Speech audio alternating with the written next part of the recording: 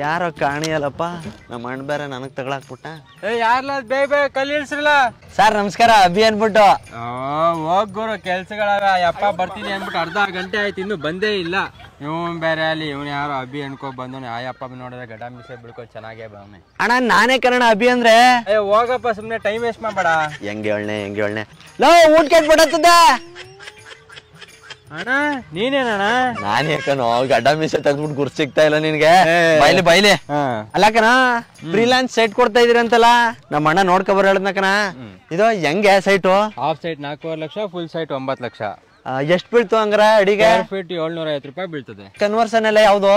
ಇದೆಲ್ಲ DC conversion ಬರುತ್ತೆ. ಇದು ಟೋಟಲ್ ಎಷ್ಟು ಎಕರೆ ಅದ? ಇದು 1 ಎಕರೆ 30 ಗುಂಟ. 1 ಎಕರೆ 30 ಗುಂಟೆ. ಸೈಟ್ ಟೋಟಲ್ ಎಷ್ಟು ಸೈಟ್ ಅವೆ? 46 DC ಕನ್ವರ್ಷನ್. ಹೌದು. ಇದು ಪ್ರೀ ಲಾಂಚಿಂಗ್ ಅಲ್ಲಿ ಕೊಡ್ತಾ ಇರೋದು.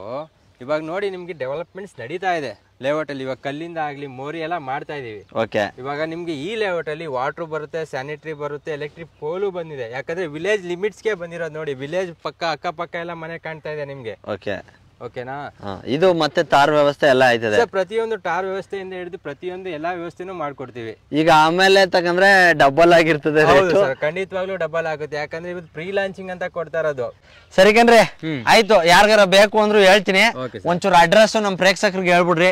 ನೆಲಮಂಗಲದಿಂದ ನಿಮ್ಗೆ ರೈಟ್ ತಗೊಂಡು ನಿಮ್ಗೆ ದೊಡ್ಡಬಳ್ಳಾಪುರ ರೋಡ್ ಸಿಗುತ್ತೆ. ಆ ದೊಡ್ಡಬಳ್ಳಾಪುರ ರೋಡ್ ಅಲ್ಲಿ 12 ಕಿಲೋಮೀಟರ್ ಮುಂದೆ ಬಂದ್ರೆ ನಿಮ್ಗೆ ಚಿಕ್ಕಮದುರೈ ಟೆಂಪಲ್ ಸಿಗುತ್ತೆ. ಅದ್ರ ಬಿಫೋರ್ ಲೆಫ್ಟ್ ತಗೊಂಡು ಮುಂದೆ ಬಂದ್ರೆ ಹೊನ್ನಾವರ ಗೇಟ್ ಸಿಗುತ್ತೆ. ಹೊನ್ನಾವರ ಗೇಟಿನ ಮುಂದೆ ಬಂದರೆ ಸಿಂಪಡಿಪುರದಲ್ಲೇ ವಿಲೇಜ್ ಅಟ್ಯಾಚ್ ಆಗಿ ಪ್ರಾಜೆಕ್ಟ್ ಮಾಡಿರೋದು. ಇದು ಬಂದ್ಬಿಟ್ಟು DC ಕನ್ವರ್ಷನ್ ಬರುತ್ತೆ.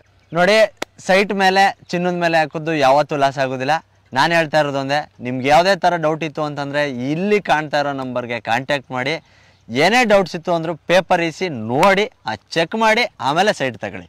ಏನು ಹೇಳ್ತೀರಾ? Thank you.